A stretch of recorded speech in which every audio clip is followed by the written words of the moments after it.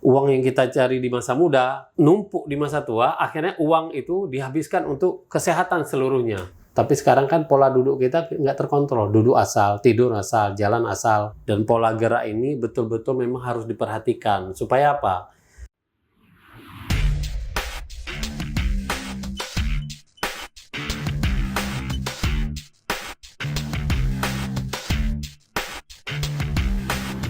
Selamat datang Ustadz Mahyudin di podcast kami Jambo Kreatif. Oke. Gimana Ustadz kabarnya? Alhamdulillah sehat walafiat. Ya. Sepertinya baru-baru ini sibuk sekali dengan segala aktivitas. Alhamdulillah. Alhamdulillah ya. Kalau kita lihat Ustadz dari kondisi saat ini Ustadz kan terkait dengan situasi anak muda saat ini, pengaruh lingkungan sosial, pengaruh digitalisasi, itu bisa mempengaruhi mental yang saya tahu, misalkan. Betul. Nah, bagaimana menurut tanggapan Ustaz? Memang sekarang ini kan generasi Z, ya, Gen Z itu memang pola hidup itu zaman ke zaman itu berubah. Sah. Makanya sebetulnya dasarnya itu kita harus tahu dulu. Karena kan kalau kita berbicara untuk terutama misalnya pola hidup dengan kesehatan, itu kan di tubuh itu kan nggak berubah dia. Tetap ya tangan ya 2, kepala ya 1, organ jantung ya ada, baik dulu atau sekarang tetap. Jadi yang harus diperhatikan sebetulnya itu untuk generasi-generasi sekarang itu harus betul-betul diperhatikan pola hidupnya itu. Bagaimana pola geraknya. Itu memang betul-betul harus ditambah wawasannya. Jadi hidup ini bukan hanya sekedar hidup. Jadi kalau hidup hanya sekedar hidup, ya yang penting hidup aja. Yang penting gerak, yang penting mata terbuka, tangan bergerak. Nah, kan nggak seperti itu. Karena itu nanti kan kita berbicara tentang, apalagi berbicara tentang kesehatan. Butuh yang namanya perawatan. Jadi jangankan tubuh, kita pakai kendaraan, mobil, kita pakai asal-asalan. Sebulan, jangan sebulan, seminggu kita pakai itu udah hancur, onderdil segala macam itu ya perlu di sporing, di balancing, itu harus dijaga. Kendaraan aja yang kita pakai tidak setiap saat itu perlu kita jaga, apalagi tubuh kita ini yang kita pakai 24 jam tapi kita tidak mau ada kontribusi lebih untuk kita menjaga bagaimana supaya tubuh ini tetap sehat dan bugar. Makanya anak-anak muda ini, terutama yang mungkin perubahan gaya hidup itu kan di anak muda yang banyak overnya kadang.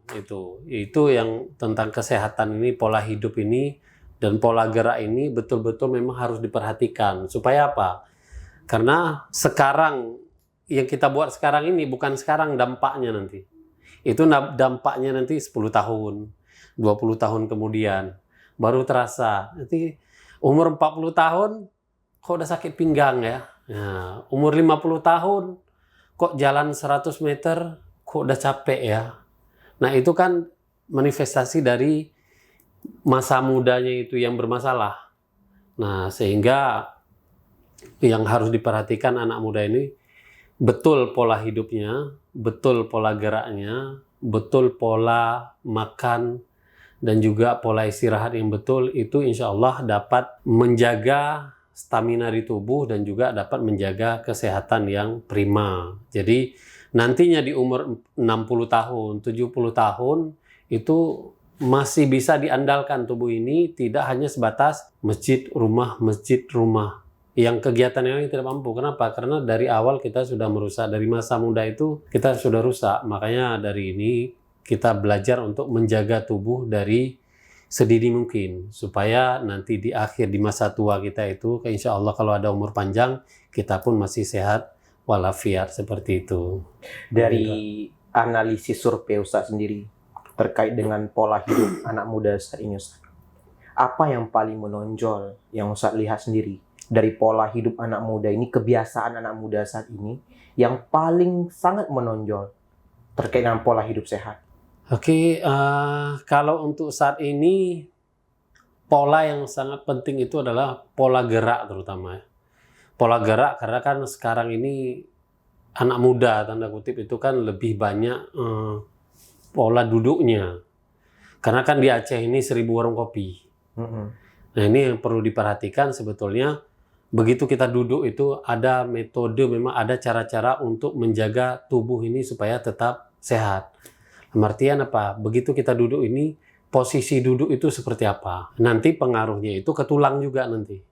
Nah kalau kita asal duduk, maka itu dapat menyebabkan juga bermasalah ke tubuh. Bahkan ke ginjal saya. Bahkan ke ginjal, bahkan ke organ menyeluruh sebetulnya. Bahkan ke lambungnya itu. Bahkan sampai nanti kalau udah masalah lambung nanti bisa muncul nanti keluhan yang tambahnya itu GERD. Itu GERD itu udah di atas lambung. Misalnya cemas berlebihan, was-was, gelisah, anxiety kalau sekarang itu dibilang. Ya itu salah satu yang penyebabnya itu ya pola duduk yang bermasalah. Sekarang ini misalnya duduk keseringan bungkuk. Jadi itu nanti kan efeknya itu bahu tegang, leher tegang. Apalagi ditambah udah pola duduk yang salah, ditambah dengan permainan yang Masya Allah. Misalnya polanya sepertinya duduk di warung kopi, main game.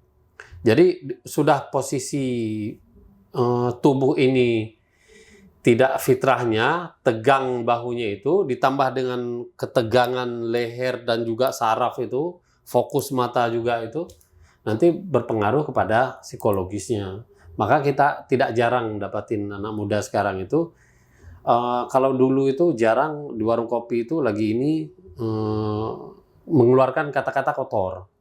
Betul. Tapi sekarang itu sudah lumrah kalau di anak muda itu, jadi begitu main game itu, saya sering dapatin di warung kopi itu, jadi mengeluarkan kata-kata kotor tanpa memperhatikan kawan-kawan ataupun pendatang yang di samping. Padahal itu sangat mengganggu sebetulnya dengan kita menyebutkan kata-kata kotor. Tapi bagi mereka mungkin ya ini tidak terkontrol mungkin. Nah, tidak terkontrol kenapa? Karena seluruh saraf menegang. Jadi ketika menegang saraf itu kita tidak bisa mengontrol maksimal daya berpikir, otak yang jernih, itu tidak bisa dikontrol. Kenapa? Karena efek dari tegangnya saraf-saraf tadi. Kenapa tegangnya saraf itu? Ya itu salah satunya adalah pola gerak yang bermasalah. Pola gerak seperti apa? Ya pola duduk kita yang bermasalah. Seperti itu Bang Indra. Tapi menarik Ustadz, jika tadi Ustadz singgung terkait dengan Aceh ini memang banyak sekali warung kopi, dan memang Aceh ini pecinta kopi, Betul, ya kan, produksi betul. kopi ya kita banyak juga di Aceh Ustadz. Termasuk Abi juga. Nah, Oke. tapi menarik saya tanyakan Ustadz, bagaimana jika memang anak muda itu pola hidupnya itu sering di warung kopi, cuman jam warung kopinya itu bukan jam yang relatifnya itu memang harus tidur, tetapi dia tidak tidur. Oke. Ibarat katanya sudah berputar waktunya, jam kelelawar. Iya. Kalau lawar kan dia malam dia hidup, siang dia nggak hidup. Iya. Nah, sekarang anak Oke. muda itu kebanyakan dia siangnya dia nggak hidup, malamnya dia hidup. on fire. Gitu.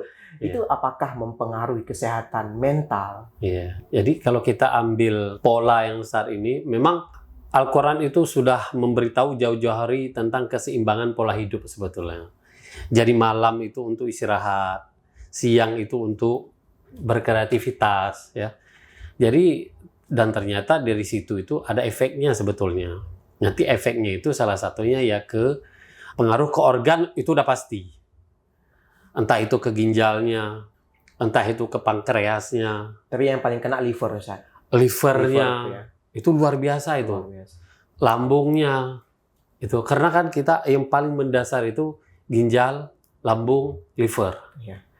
Dan masa untuk bekerja orang ini ketika malam hari. Jadi kalau kita paksa, artinya kita tidak memberikan mereka waktu untuk bekerja maksimal, itu istirahatnya itu. Jadi nanti efeknya itu kita bermasalah nanti. Organ kita dipaksa untuk bekerja setiap hari. Padahal mereka itu ada masa jeda. Lah komputer aja ada waktu maintenance-nya. Aktivitas di perbankan itu dengan memakai teknologi yang canggih sekalipun, mereka itu pun ada maintenance. Nah, tubuh kita ini luar biasa sebetulnya untuk kalau kita canggihnya itu tubuh itu luar biasa Bang Indra. Karena setiap keluhan yang kita rasakan, setiap ada masalah di dalam tubuh, ada alarmnya. Apapun itu, misalnya badan kesemutan, itu udah alarm, berarti ada yang masalah di otot, saraf itu ada yang bermasalah. Itu yang harus diperbaiki sebetulnya. Atau ada misalnya sering panas yang terasa di dalam itu sampai naik ke ulu hati. Berarti itu ada alarm yang bunyi, berarti apa? Lambungnya bermasalah. Muncul kegelisahan yang tidak terkontrol, artinya kita nggak ada masalah dengan orang. Kita nggak ada buat sesuatu yang menyebalkan orang, itu nggak ada. Kita utang nggak ada, tapi seakan-akan kita ada masalah. Itu udah muncul kecemasan. Terbawa Bahkan stres ya. iya, terbawa stres. Bahkan itu sampai ada beberapa kasus yang tangani itu, bukan beberapa sebenarnya, banyak itu. Dia berkeluh kesah, kok saya cemas itu sampai misalnya dikasih contoh itu ada ambulan, bunyi suara ambulan itu seakan-akan dia mau jemput dia, padahal dia lagi berbicara dengan keluarga. Masalah nggak ada, sakit nggak ada, tapi dia seakan-akan ambulan itu mau jemput. Seperti itu saya muncul efek dari lambung sebetulnya. Maka ketika pola hidup ini kita ubah, yang tidak semestinya itu malam kita ganti kepada siang, itu pasti ada efeknya nanti ke organ. Ya semuanya sebetulnya organ itu terganggu pasti. Entah itu ke ginjalnya, entah itu ke lambungnya, entah itu ke livernya, entah itu ke pankreas itu. Nah, sekarang kan banyak kasus-kasus itu diabetes, kencing manis kalau sekarang itu. Diabetes itu kan sekarang itu tidak, kalau dulu diabetes itu dijumpai di umur-umur 50 ke atas. Tapi kalau sekarang umur 14 tahun itu udah kena diabetes. Ininya bukan apa namanya, bukan pemula, tapi berat, bahkan sudah insulin 4 kali. Itu sebetulnya itu insulin 4 kali itu di masa-masa umur 50 tahun ke atas kalau masalah. Cuma kan lagi-lagi pola hidup yang bermasalah sehingga pankreas juga bermasalah. Ya sebetulnya ya parunya nanti kan, jantungnya, ya seluruh organ itu bermasalah, diafragmanya, Masya Allah. Maka kalau kita jaga pola hidup, pola gerak, nanti kita akan memetik hasil di akhir nanti. Artinya apa? Di masa tua itu jauh lebih fresh tubuh ini ketimbang orang yang hidup di masa muda itu sembrono. Sembrono itu ugal-ugalan, suka-suka hidupnya itu. Ya di masa tua dia akan menikmati susahnya bagaimana untuk sehat. Harusnya kan kita dari awal sekarang ini kita jaga. Organ kita jaga dengan baik-baik, supaya masa tua kita itu lebih prima. Jangan sampai nanti kita misalnya masa muda itu bahkan sudah kita mencari uang. Uang yang kita cari di masa muda, kita numpuk di masa tua, akhirnya uang itu dihabiskan untuk kesehatan seluruhnya.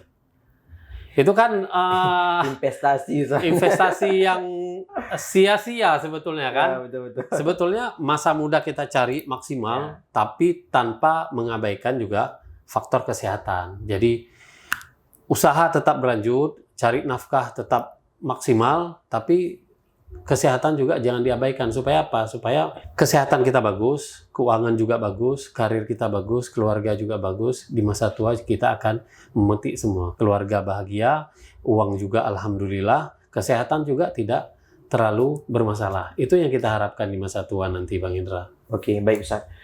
Tapi Ustaz, kalau kita lihat, ini dari isu sosial, isu yang mungkin baru-baru ini juga banyak diberitakan bahwa banyak anak muda saat ini yang di usia 20, 21, 23 udah tutup usia.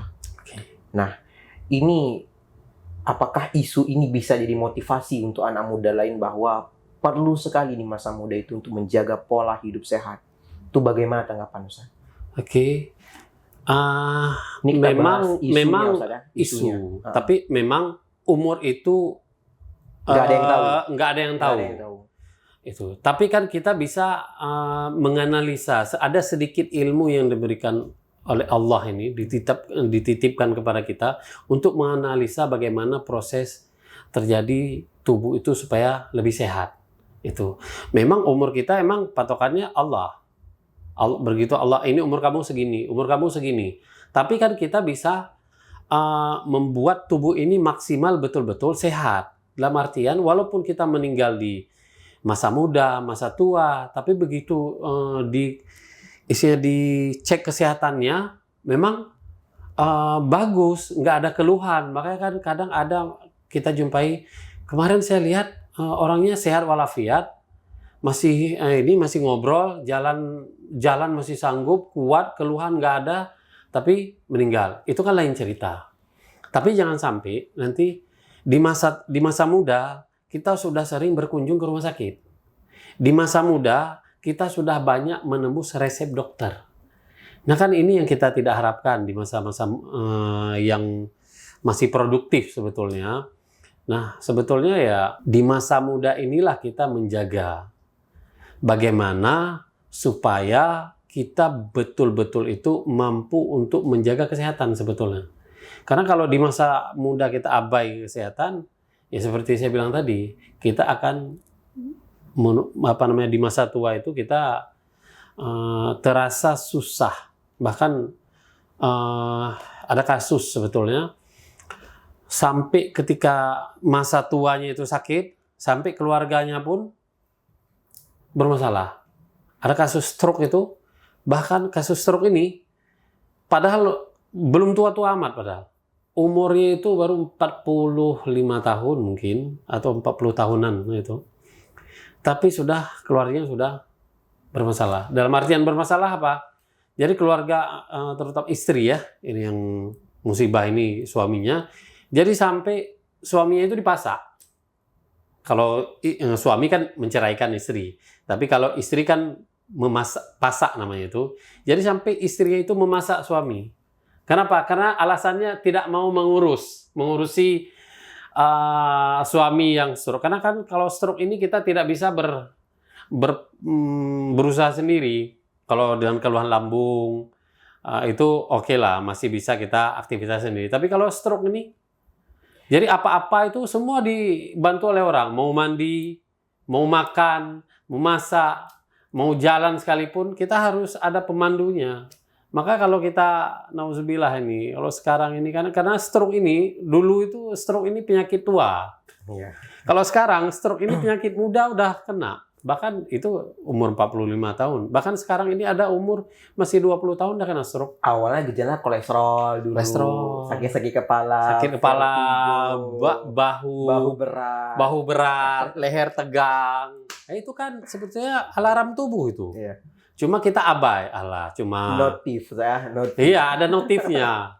Cuma kan kita abai, sama pakai notif di HP karena kita abai. Dari Tuhan, Iya, sebetulnya kan dari notif-notif itu kita sebenarnya harus memahami, oh ini ada masalah. Ini kok sering tegang bahu ya. Nah, kalau sering tegang berarti jangan diabaikan. Oh, leher kok sering tegang, jangan diabaikan. Oh, pusing kok. Itu kan ada sebab dia, bukan timbul tiba-tiba sakit kepala, tiba-tiba bahu tegang. Enggak, kalau dirunut lagi itu, kita cari benang merahnya itu, pasti ada masalah dia. Akan dapat nanti masalahnya di mana itu pasti. Insya Allah. Pengalaman kami itu nggak ada yang belum kami temukan kok begitu ya, masih tanda tanya. Insya Allah nggak, pasti dapat itu benang merahnya Insya Allah. Menarik tadi Ustadz. Tadi ada dibahas terkait dengan jadwal anak muda ketika di tongkrongan. Iya. Nah, kira-kira Ustadz, untuk memotivasi anak muda nih, apakah ada jadwal relatifnya, jadwal baiknya, misalnya kan ini dengan segala aktivitas anak muda saya, mungkin dia ada sedang kuliah, mungkin ada sedang mengerjakan proyek-proyek tentang freelance-nya, kan kayak gitu. Betul. Dan dia membutuhkan waktu yang sangat panjang kayak gitu. Nah, relatifnya sampai jam berapa Ustadz? Sebaiknya untuk anak muda ini bisa dia mengambil waktu malam. Iya, betul. Gitu. Jadi sebetulnya kan ini kan berbicara tentang sebuah tatanan. Tatanan itu kan tidak boleh diubah dia sebetulnya. Tertata berarti. Tertata dia. Artinya kalau sekarang ini kan orang berbicara tentang korupsi hanya sebatas dengan uang. Iya. Padahal sebetulnya kita tidak boleh juga sebenarnya mengkorupsi waktu untuk organ kita sebetulnya. Jadi organ ini kan ada waktu-waktu untuk bekerja. Jadi dan kebanyakan itu seluruh organ itu bekerja di malam hari. Dia diciptakan malam itu memang untuk istirahat. Supaya apa? Supaya ada jeda untuk lambung, untuk pankreas, untuk liver. Jadi kalau kita misalnya kapan sih bagusnya waktu istirahat itu? Ya sebetulnya kalau kita mau ambil betul-betul pola hidup yang bagus itu ya di atas jam 9 itu kita sudah bisa istirahat sebenarnya. Kalau tidak ada kegiatan yang betul-betul urgen. Nah, kalau hanya sebatas bersenda gurau itu sebetulnya kalau mau betul-betul untuk menjaga pola, sebetulnya jam 10 itu sudah maksimal untuk kita istirahat. Sudah selesai itu. Masa aktivitas gerak kita itu sudah cukup. Karena selanjutnya itu baru kerjanya organ itu. Untuk memperbaiki, untuk memaintenance organ-organ itu. Jadi ya sebetulnya di atas jam 9 itu sudah mulai bekerja. Bahkan sampai jam 7 pagi sebetulnya. Itu, tapi kan di 7 pagi itu kan kita tidak banyak mengeluarkan energi yang berlebihan sebetulnya. Bahkan makan pun kan kita belum isi waktu di jam 6 sampai jam 7 itu.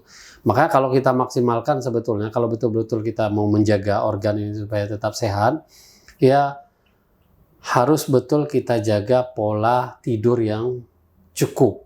Dalam artian cukup di sini, itu kita menjaga organ-organ kita itu ada waktu bekerjanya. Jadi bukan kita aja yang perlu bekerja. Organ juga perlu bekerja untuk memperbaiki metabolisme tubuh. Sehingga dengan organ yang sehat, metabolisme juga sehat. Tapi begitu organ bermasalah, metabolisme juga bermasalah. Nanti efeknya apa? Ada orang kadang makan kerupuk muling, nggak bisa. Nanti asam urat. Ada makan kerupuk muling, nanti purinnya naik. Ya kan, di atas batas-batas yang tertentu itu akhirnya efeknya apa? Badan terasa nggak enak, pegal, kaki terasa sakit, pinggang terasa sakit. Itu kan efek-efek yang kita tidak jaga di sedini mungkin. Nah, bagaimana supaya menjaga? Misalnya berbicara tentang purin, berarti berbicara nanti masalah ginjal. Nah, ginjal ini kan perlu ada waktunya untuk bekerja. Kalau kita nggak memberikan waktu ginjal untuk bekerja, maka dia akan bermasalah nanti. Purinnya naik, nanti muncul kasus asam urat. Begitu kita misalnya tidak memberikan waktu untuk lambung untuk bekerja di malam hari itu, akhirnya nanti kita bermasalah asam lambung. Akhirnya nanti muncul was-was. Akhirnya muncul nanti keringat dingin. Akhirnya kita cuma mengeluh, kok saya sakit lambung ya? Nah, padahal kita organ bermasalah itu efek dari kita juga yang penyebabnya. Makanya kita harus banyak-banyak berdoa itu minta ampun sama Allah sebetulnya. Karena kita sudah zolim kepada diri sendiri, kita zolim kepada organ seperti itu. Tapi efek-efek itu tidak diberikan indah oleh anak-anak muda saat ini. Maksudnya tidak diberikan kesan yang indah bahwa ternyata itulah notif, itulah tanda-tanda bahwasanya tubuh itu butuh istirahat. Nah, jadi saat ada memang statement anak muda saat ini yang dia mengatakan, saya kalau nggak malam hari bekerja, nggak relax gitu. Saya kalau nggak malam hari misalnya bekerja untuk mengerjakan proyek-proyek, saya nggak bisa kerja dengan normal. Fokusnya itu di malam hari. Nah, tapi saya pengen tanya sama Ustadz, bagaimana Islam menjawab ini semua? Jadi kalau kita berbicara tentang nyaman atau tidak nyaman kita dalam beraktivitas. Ini kita beralih ke aspek sosialnya. Jadi kalau kita ambil misalnya pola seperti misalnya pola nyaman atau tidak nyaman dalam berkreativitas. Jadi sebetulnya kita kembalikan lagi sebenarnya pertanyaan, kenapa tidak nyaman? Gitu. Di siang hari kenapa tidak nyaman, di malam hari kenapa nyaman? Itu akhirnya kan ada pola baru ini, dari yang awalnya nyaman kemudian tidak nyaman, kemudian cari kenyamanan yang baru. Berarti kan ada pola yang diubah sebetulnya. Unik berarti manusia saya, dia menciptakan pola baru. Padahal pola itu kalau bicara tentang pola awal itu Jadi sudah fitrahnya manusia. Kalau kita berbicara tentang fitrah, itu tidak akan berubah dia. Karena fitrahnya organ bekerja ketika malam hari. Itu sudah fitrahnya. Nggak bisa kita cincai-cincai kan. Ginjal. Kerjanya besok aja ya. Nggak bisa. Atau misalnya kita bilang ke jantung pompanya pelan-pelan ya. Nggak bisa. Karena nggak bisa diatur. Itu. Jadi kalau kita merubah, jadi kita akan memetik nanti dari hasil yang kita buat itu. Makanya sebetulnya kalau nyaman atau tidak nyaman, kita sendiri yang membuat tidak nyaman sebetulnya di awal. Akhirnya begitu kita ubah, sebetulnya kalau pengalaman ya, sebetulnya di awal juga yang nyaman itu sebetulnya tidak nyaman juga di awal. Tapi kenapa nyaman di akhir? Karena dia sudah menyamankan diri. Sama seperti misalnya kita ambil pasien saraf kejepit misalnya. Di awal-awal kena saraf kejepit itu, dia tidak nyaman. Jalan nggak nyaman, tidur nggak nyaman, duduk nggak nyaman, jalan nggak nyaman, semuanya itu nggak nyaman. Geraknya itu terbatas. Itu. Tapi karena dibiarkan nggak nyaman, akhirnya nyaman sendiri. Bahkan badan itu sudah bengkok sekalian. Kalau nyaman jalan seperti itu, ya nyaman-nyaman aja. Sekarang umur setelah 5 tahun, 10 tahun, kemudian baru dijawab nyaman. Tapi kalau di awal-awal itu ya tentu nggak nyaman. Makanya, dan nanti ada efeknya kan. Itu bukan hanya sebatas saraf kejepit aja nanti kenanya itu. Begitu organ tulang bermasalah, ya organ juga bermasalah. Kalau dicek ya banyak terjadi permasalahan di organ nanti. Ya, jadi kalau terkait quotes itu yang ada opini bahwasanya saya kalau malam itu muncul kreativitas. Apa orang yang bekerja di siang hari itu nggak kreatif semua? Kan itu jadi pertanyaan. Berarti kalau ada orang yang bekerja di malam hari itu muncul kreativitas, muncul lagi pertanyaan. Kenapa orang di siang hari juga banyak yang menghasilkan kreativitas? Berarti mungkin kalau kita mau mengkaji, kalau kita mau membuka diri nih, ini ceritanya mau atau tidak mau membuka diri. Karena kan mindset nih ceritanya. Mindset dia sudah berubah. Saya nyaman di malam hari. Kalau kita mau buka mindset lagi, artinya kita gelas itu nggak penuh. Kalau gelas nggak penuh, masih bisa diisi air. Itu artinya kalau dia mau perubahan, masih ada waktu, masih ada kesempatan untuk merubah pola yang nggak nyaman jadi nyaman. Itu banyak teknik-tekniknya itu. Makanya sebetulnya, kalau dibilang dia siang hari nggak nyaman, coba perhatikan misalnya orang begitu selesai sholat, nggak ada yang galau. Rata-rata coba perhatikan nanti, begitu selesai sholat, orang pasti nyaman, tentram, senang. Ya. Itu 5 menit awal itu pasti nyaman. Bagaimanapun masalah hidupnya itu, pasti selesai sholat, ada kenyamanan yang didapat setelah sholat. Walaupun memang waktunya itu tidak terlalu panjang. Tapi apa artinya itu? Kenyamanan itu bisa kita ciptakan. Tergantung kita mau atau tidak, seperti itu. Seperti itu, Bang Indra. Kalau kita lihat dalam ranah Al-Quran, aturan yang udah Allah beri di dalam Al-Quran tentang pola hidup sehat, nah itu seperti apa, San? Nah, karena tadi kan ada pola-pola yang memang sebenarnya ya Allah udah ciptakan pagi itu untuk ya kita beraktivitas, malam itu untuk tidur. Berarti dengan pola-pola anak muda saat ini berarti dia secara otomatis dia tidak ikuti rujukan yang diberikan oleh Al-Quran sendiri, yang kita diberikan oleh Allah sendiri. Saat itu bagaimana, San? Jadi memang kalau kita berbicara tentang kesehatan yang menyeluruh sebetulnya itu, maka ada 2 patokan sebetulnya. Al-Quran dan juga hadis-hadis Rasulullah SAW. Jadi kalau kita rujukan awalnya itu ada Al-Quran, maka di Al-Quran itu kan berbicara laqad khalaqnal insana fi ahsani taqwim. Bahwasanya Allah itu menciptakan manusia itu sempurna betul. Jadi ketika sudah sempurna penciptaannya itu jangan diubah-ubah, jangan diotak-atik.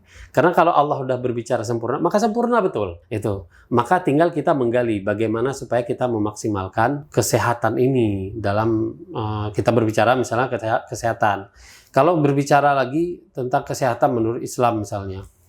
Jadi kan kalau berbicara tentang kesehatan menurut Islam, berarti kan kita berbicara tentang tubuh. Ada nggak kaitan itu tubuh dengan Al-Quran? Sebenarnya banyak sebetulnya, ada beberapa itu kalau kita kaji itu dapat nanti kliknya di mana. Misalnya di surah Al-Mu'minun itu diceritakan, di surah Al-Mu'minun ayat 12 itu kan diceritakan bagaimana proses terjadinya manusia. Berarti kan itu berbicara tentang tubuh dan juga organ di dalamnya.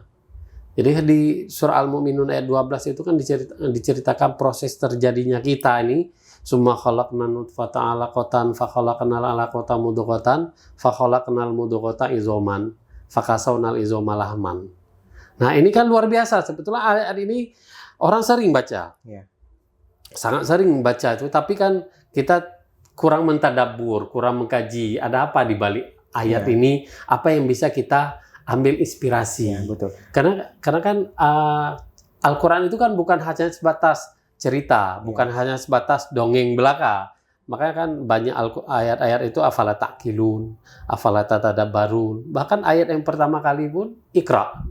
Nah, sedikit kita ulang lagi itu dari proses penciptaan manusia itu dari sel, darah, kemudian menjadi daging, kemudian dari daging ini kami fakasawnal izoma lahman, kami bungkus tulang dengan daging. Jadi kan tulang kita itu dibungkus dengan daging. Jadi apa yang bisa kita ambil inspirasi dari itu? Jadi dari sel, darah, daging, itu kalau bermasalah dari sel, bermasalah di dagingnya, bermasalah di organ itu seluruhnya itu, maka ada lanjutan ayat fakasawnal izoma lahman, kami bungkus tulang dengan daging. Jadi tulang kita itu dibungkus dengan daging. Artinya apa? Kalau tulang bermasalah, maka efeknya juga ke daging, ke organ seluruhnya. Jadi kalau di kami itu ya tulang dan non tulang. Artinya apa? Selain tulang ya daging semuanya. Nah, jadi kalau kita ambil inspirasi itu, kalau kita mampu menjaga pola gerak kan berkaitan dengan tulang. Itu sangat membantu untuk untuk organ kita. Makanya bagaimana pola duduk itu kan pengaruh.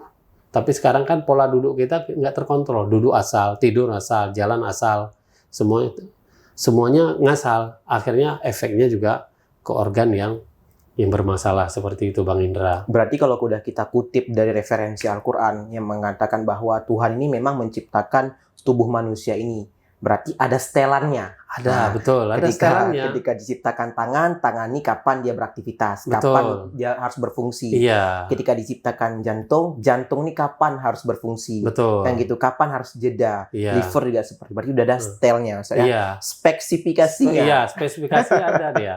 Betul. Jadi betul. sudah diatur. Berarti itu yang menjadi rujukan kita, Ustaz, kan? Betul. Berarti Tuhan tuh menciptakan itu bukan dalam artian kata ya Tuhan menciptakan organ tubuh, Tuhan menciptakan tubuh manusia ini ya semua berdasarkan speknya. Betul. Kan kayak gitu. Nah, Betul. bahkan seharusnya kita seorang muda ini mungkin saat kita harus lebih banyak memahami Al-Qur'annya. Betul. Kayak gitu. Betul. Supaya kita lebih tahu kepada apa tujuan. tubuh, ya. Apa tujuan dari Sang Pencipta ini menciptakan tubuh-tubuh kita ini. Iya, Gitu, Ustaz. betul.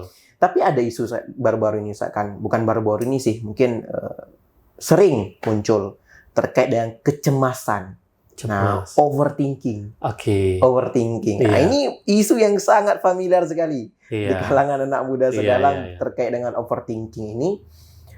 Sampai overthinking ini mungkin mempengaruhi mental. Betul. Nah, mempengaruhi mental Iya. gara-gara overthinking, ujung-ujungnya dia berantem Iya. sama kakaknya, bahkan Betul. bukan dalam ranah keluarga tapi berpengaruh kerana teman-teman kayak gitu, bahkan kerana belajar. Itu dengan pola-pola yang Ustadz bilang tadi di awal tuh itu sangat berpengaruh nggak, Ustadz? Kalau kita bilang sangat berpengaruh.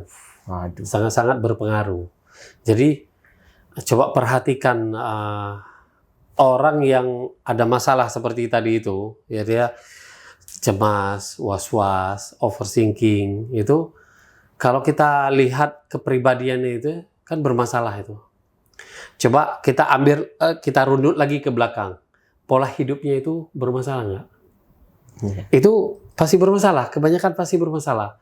Makanya kalau kita mampu menjaga pola hidup ini yang bagus, maka organ juga itu kan berpengaruh kepada nanti ke organ lambungnya itu yang bermasalah.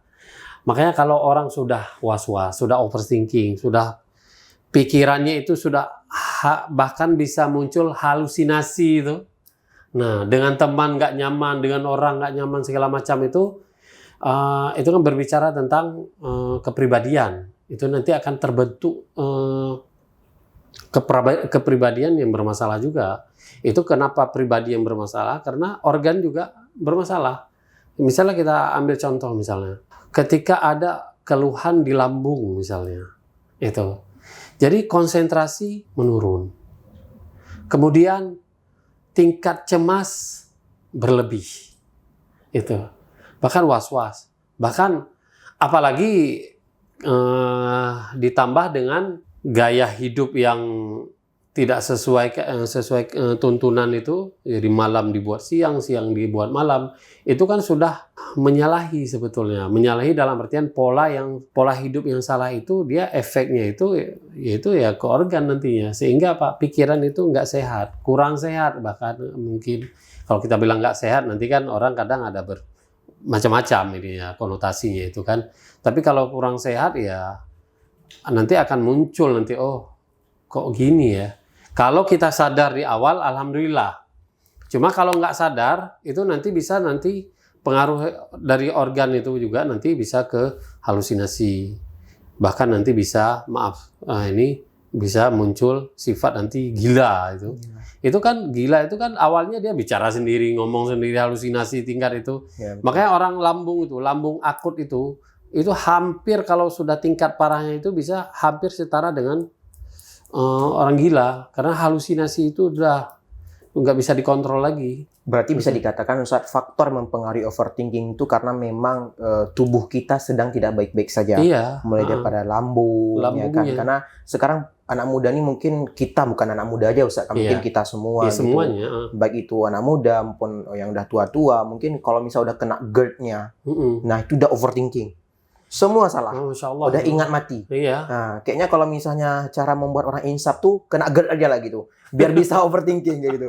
Kalau udah overthinking udah ingat mati. Kan gitu. Kadang-kadang saya gitu. Ini kayak udah mulai GERD ini. Kayak udah ingat mati semua gitu. Kayak udah mendekat mati yang gitu. Betul, mungkin betul.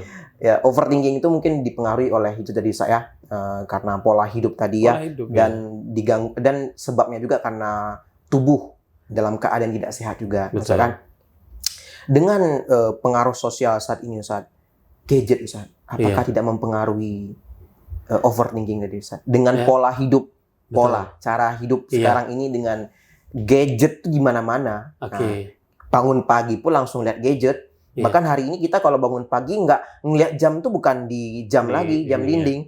Tapi kita ngelihat jam itu di gadget, kayak gitu. Nah, terpancing oleh gadget semua, kayak gitu. Dengan penggunaan gadget saat ini, aktivitas kita itu nggak mempengaruhi, apakah mempengaruhi overthinking tadi Ustaz? Sebetulnya kalau ini overthinking masih kecil sebetulnya. Ada yang lebih besar lagi sebetulnya kalau kita mau buka lebih besar itu. Ada masalah, ini kan masalah gadget nih. Masalah gadget itu bukan hanya sebatas masalah lambung aja nanti, efeknya itu. Coba sekarang kita perhatikan itu, anak-anak bahkan. Ini kita nggak berbicara orang dewasa, kita bahkan berbicara tentang anak sekalipun, itu ketika masih kecil diberikan gadget itu, bukan saatnya, itu nanti banyak kasus yang muncul sekarang ini apa? Banyak kasus muncul speech delay. Itu. Speech delay. Iya, betul-betul. Itu. Jadi efek itu salah satu penyebab besarnya itu gadget. Itu akhirnya nanti kan, kenapa dengan gadget itu kok bisa kena masalah speech delay. Speech delay itu kan lambat bicara. Jadi dia sudah menggunakan cuma sebatas indera mata saja dia aktifnya. Sedangkan mulutnya, pendengarannya itu sudah tidak fokus lagi. Akhirnya nanti ada pola gerak yang masalah juga nanti. Itu. Jadi dari kecil sebetulnya dikasih gadget itu sudah bermasalah. Makanya banyak kasus speech delay itu yang kami tangani itu, begitu kita tanya lagi dengan orang tua, ini sering dikasih HP ya? Iya. Jadi istri sibuk, suami sibuk, solusinya apa? Kami berikan HP supaya tidak nangis, tidak rewel. Tapi apa efeknya nanti apa? Dia anaknya speech delay. Kenapa kok bisa speech delay? Kan seperti itu masalahnya. Spis delay itu kan efek dari ada tulang servikal nih, tulang leher itu. Dia kan ada servikal tuh kan ada 7 ruasnya itu. Jadi tulang di servikal itu masuk. Makanya kan anak-anak sering masuk nih. Pas pakai gadget itu, ini tegang, leher masuk, akhirnya tulang servikal nomor 7 itu masuk. Karena fokus matanya ke HP. Iya. Ya. Jadi begitu masuk tulang leher ini, dia akan mempengaruhi nanti pita suara, saraf pita suara. Sama seperti kita main gitar. Oh. Kalau senarnya itu kencang, itu kan melodinya dapat, irama gitarnya dapat. Nah, kalau misalnya gitarnya, senarnya itu kita kendorin, yang bunyi kan nggak ini, agak ngejreng sedikit ya. ngejreng itu, nggak Betul, semestinya. Isinya kunci-kunci gitarnya itu kan nggak dapat itu. Agak garing sih Iya. suaranya. Jadi ke manusia juga seperti itu. Efek Iya, dari tulang belakang ini bermasalah juga, itu kan efek dari gadget juga. Jadi efek ini nanti ini tulang servikal ini masuk, akhirnya pita suara mengendor. Begitu saraf pita suara mengendor, akhirnya mulut juga susah untuk mengucapkan. Itu baru dari masalah anak ya. Kita sekarang berbicara tentang anak muda. Jadi begitu pemakaian gadget itu tidak bisa dikontrol, akhirnya apa? Muncul sifat-sifat sekarang beringas. Itu artinya beringas apa? Mereka tidak mampu mengontrol ketika misalnya main game.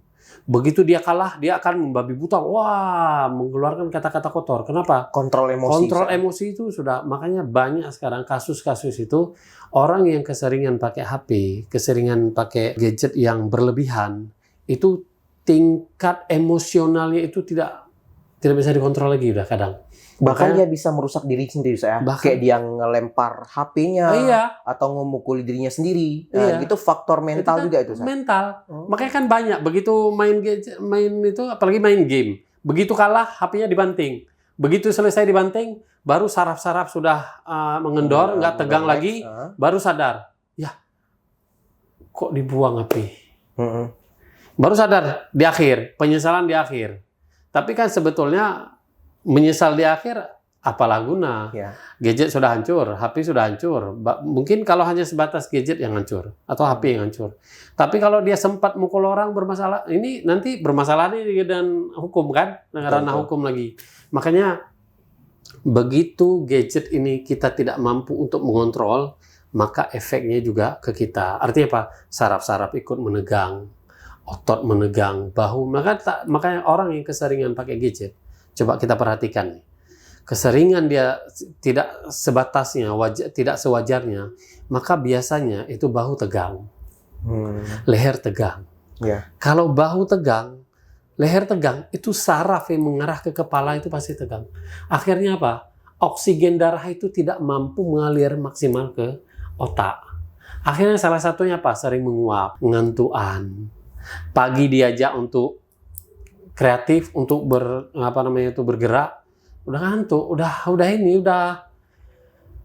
ini oksigennya nggak cukup, jadi lemas bawaannya. Sama seperti kita sering nguap itu kan nguap itu kan tanda sebetulnya ada yang masalah di oksigen itu, oksigen darah itu nggak cukup disuplai ke otak. Kenapa kok suplai oksigen darah ke otak itu bermasalah? Ya efek dari tegangnya saraf-saraf tadi, sehingga pembuluh darah juga ikut menegang. Yang rugi siapa sekarang?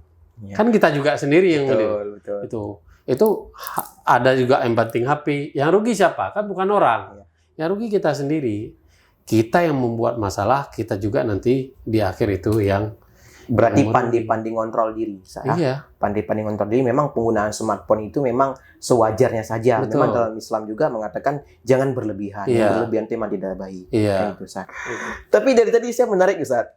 Saya melihat kan dari cara duduk Ustaz yang lumayan tegap, sigap kayak gitu, kayak seperti duduknya militer kan. Tapi betul. Saya juga terikut tegap juga nih. Jadi sebetulnya kan kenapa kok mungkin terperhatikan terperhatikan kenapa dari tadi kok dari awal sebetulnya. Jadi saya ikut juga nih, tegap juga nih. Iya.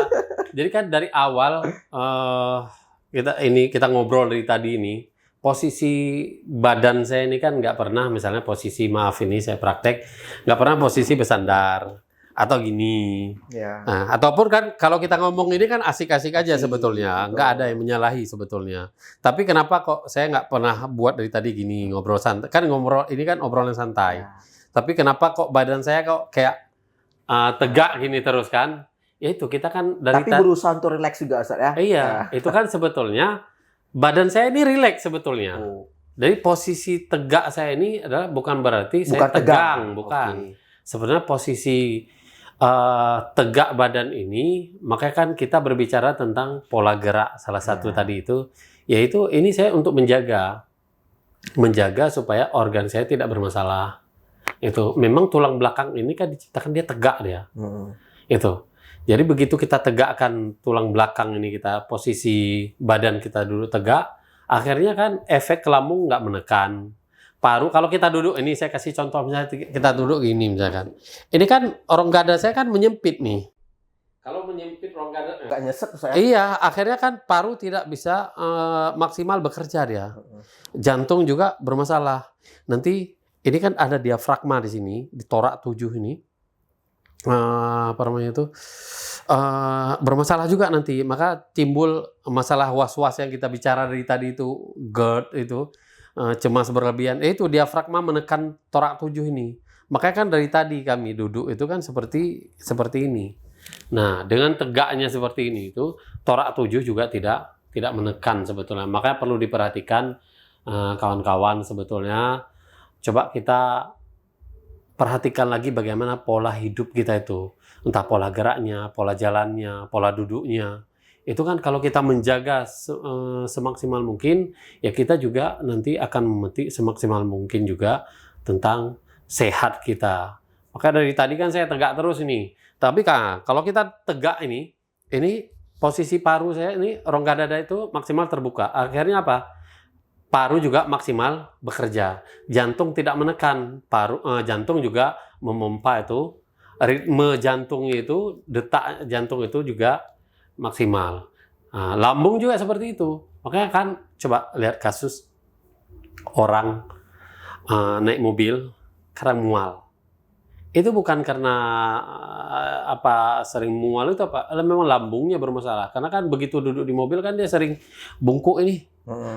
Ketekan saya. Nah, jadi akhirnya lambung juga menekan. Jadi muncul mual segala macam, pusing. Makanya efek dari duduk kelamaan juga, anak muda ini duduk di warung kopi berjam-jam, dia tidak mampu mengontrol tubuhnya itu, nggak bisa tegak seperti ini. Akhirnya muncul masalah-masalah itu muncul seperti itu.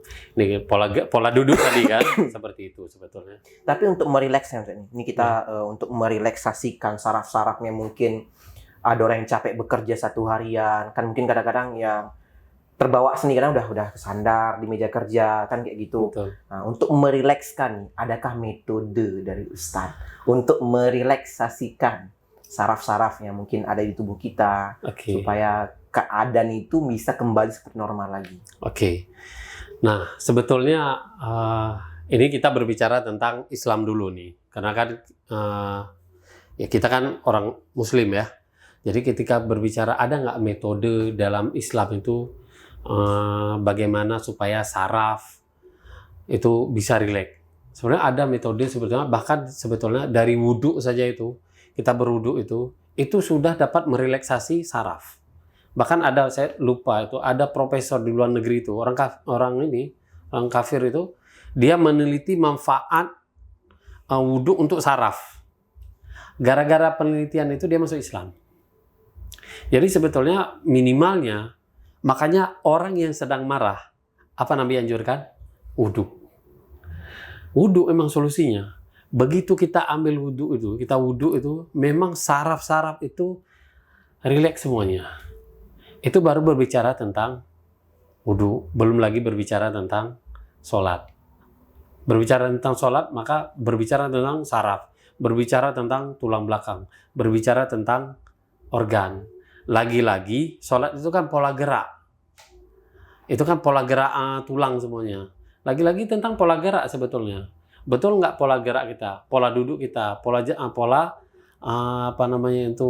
jalan kita itu kalau di luar sholat. Berarti kalau di dalam sholat juga dapat memperbaiki juga saraf-sarafnya, dapat memperbaiki organ-organnya sebetulnya, membantu. Jadi sebetulnya kalau kita mau betul-betul maksimal untuk menjaga, maka perbaiki dari sholat. Maka perbaiki sholatmu, maka Allah akan memperbaiki hidupmu.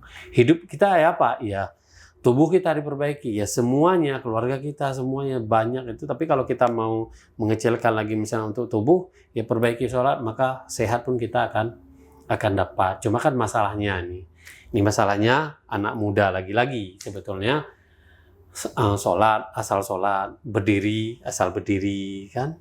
Makanya sebetulnya dari awal itu kita betul-betul kita belajar masalah sholat itu memang begitu pola sholatnya bagus, artinya pola gerak yang bagus itu sesuai tuntunan, maka sehat pun juga akan kita dapat ke sarafnya, ya ke organnya, ke pembuluh darahnya, ya ke tulang belakangnya, itu maka akan sehat semua insya Allah seperti itu. Tapi saat ini Ustaz ada metode baru untuk merelaksasikan saraf. Apa namanya itu? Metode kretek-kretek kretek-kretek kayak gitu. Iya. Itu bagaimana dengan kesehatan Ustaz? Karena yang saya dengar memang isu-isu tentang kretek tuh ada yang pro dan ada yang kontra juga. Itu tanggapan Ustaz gimana? Iya. Sebetulnya kan crack ini kalau lebih ini lagi sebetulnya kiropraktik ya. Jadi kalau masalah crack ini kan banyak ya, ada crack abal-abal segala macam itu. Ya sebetulnya ini kan bermain di ranah tulang sebetulnya. Jadi kalau kita berbicara tentang tulang berarti kan ada kaitan dengan Al-Quran juga. Karena kalau Al-Quran kan berbicara tentang tulang juga. Cuma kan masalahnya di ayat yang lain juga Al-Quran berbicara sebetulnya. Misalnya di surat Al-Infitar ayat 7 itu alladzi khalaqaka fasawwaka fa'adalak. Jadi di surah Al-Infitar itu kan alladzi khalaqaka. Jadi Allah yang telah menciptakanmu, alladzi khalaqaka fasawwaka fa'adalak. Kemudian menyusun rangka tubuhmu itu seimbang. Adalak itu kan adil, seimbang, simetris. Itu inti di tulang itu ya simetris, nggak ada penyimpangannya. Itu penyimpangan seperti apa? Artinya penyimpangan itu kakinya tidak panjang sebelah, bahunya tidak naik sebelah. Itu makanya kan ke pola gerak lagi tadi. Pola gerak kita asal, maka tulang juga akan bermasalah. Nah, kalau kita ambil rujukan dari Al-Quran seperti itu, jadi intinya apa? Dari tubuh ini kita harus mampu menjaga tulang kita itu simetris. Tidak ada penyimpangan di tulang belakang. Artinya apa? Kiri kanan bahu itu ataupun tulang belakang itu nggak mereng dia. Nanti kalau terlalu mereng tulang belakang nanti masuk ke ranah skoliosis kan. Itu lagi-lagi nanti bermasalah lagi. Makanya kalau kita kaitkan dengan crack ini sebetulnya di crack ini kan hanya penanganannya itu kan tidak bisa untuk lambung setahu saya kan, untuk jantung belum, karena hanya sebatas mungkin ada kasus-kasus seperti saraf kejepit itu pernah kadang di video kan banyak kita dapatkan video sekarang kan ada kasus di crack saraf kejepitnya sembuh gitu. Tuh.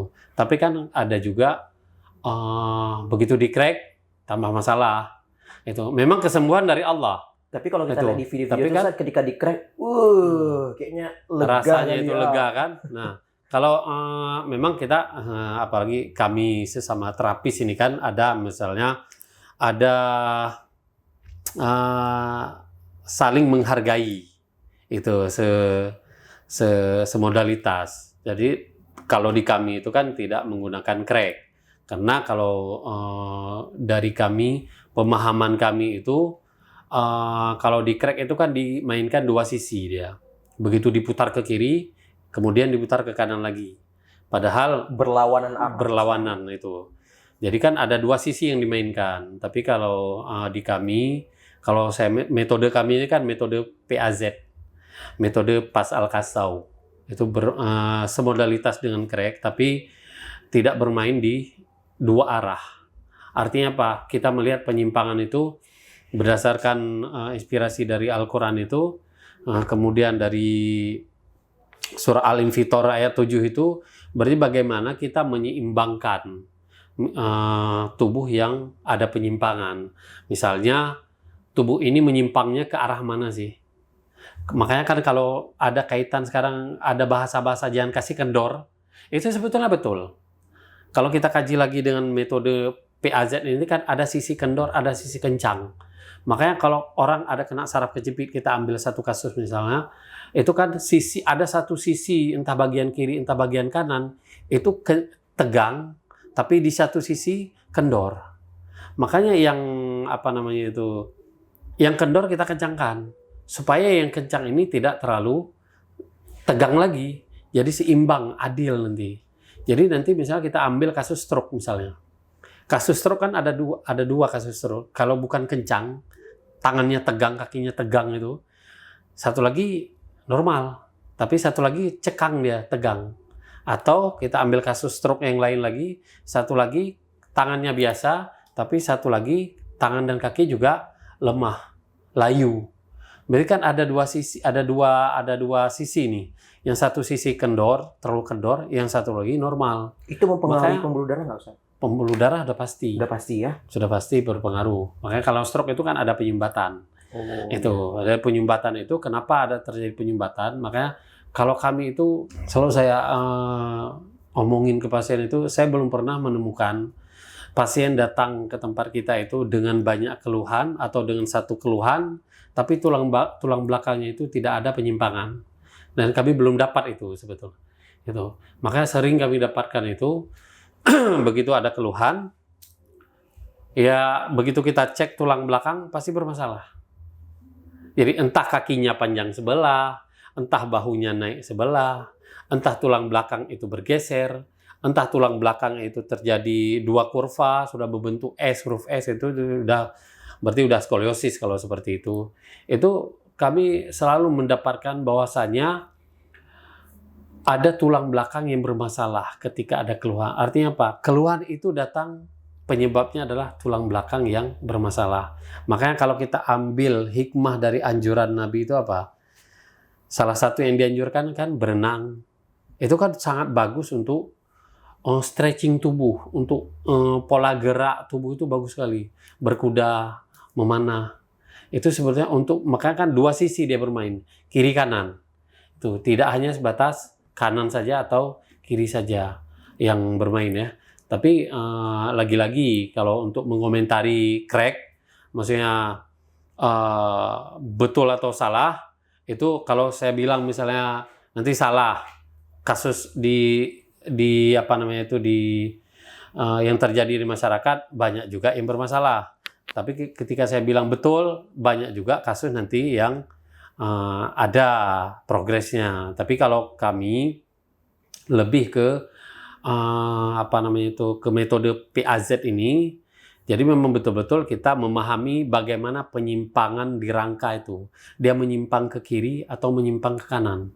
Kalau kita misalnya tubuh kita itu menyimpang ke kiri, berarti kita cukup putar ke kanan.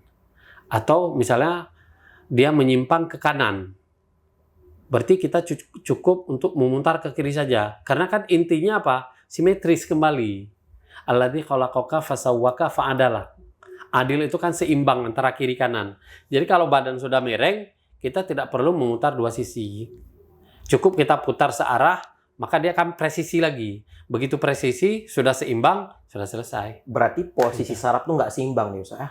Sudah pasti. Begitu tulang belakang itu nggak seimbang, ada penyimpangan, otomatis saraf juga bermasalah. Pembuluh darah juga bermasalah. Makanya terjadi penyumbatan di pembuluh darah. Berarti harus kita seimbangkan dia. Seperti yang dibilang Al-Quran tuh. Iya, harus adil. Harus seimbang. seimbang Dia. Malam, siang. Harus ada malam, ada siang. Berarti apa? Keseimbangan yang berbicara di situ. Malam untuk istirahat, siang untuk berkreativitas. Seperti itu. Makanya betul, ya yang perlu diperhatikan sebenarnya bukan anak muda saja, sebenarnya orang tua juga perlu perhatikan bahwasanya pola hidup itu harus dijaga dari sekarang.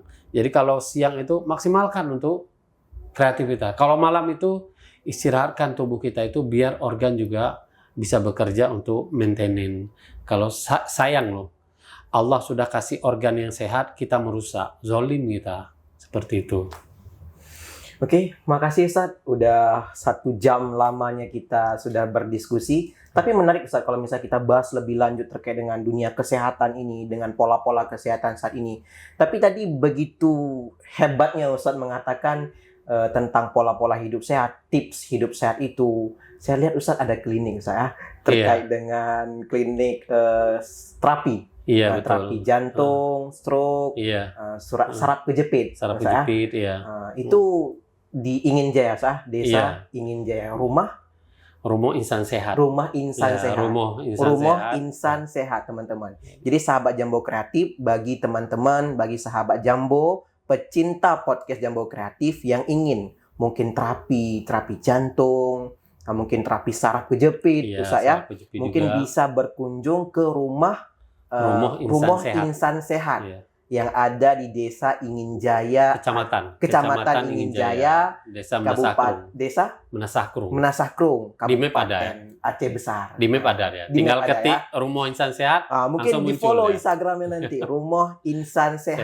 Sehat, ya. Mungkin nanti teman-teman bagi mungkin yang agak capek setiap pulang kerja, mungkin bisa nanti kita kita terapi, Betul. kita terapi betul. mungkin bisa menjadi kita bilang pola kesehatan loh, Ya, kan menjaga itu. kesehatan ya. Karena terapi juga pola kesehatan juga Iya, karena mencegah itu lebih mencegah, baik daripada mencegah. mengobati kan. Oke, sahabat Jambo Kreatif, mungkin sampai di sini podcast kita hari ini. Closing statement dari saya adalah lebih baik investasi saat ini daripada investasi nanti di masa tua, karena sehat itu mahal sekali.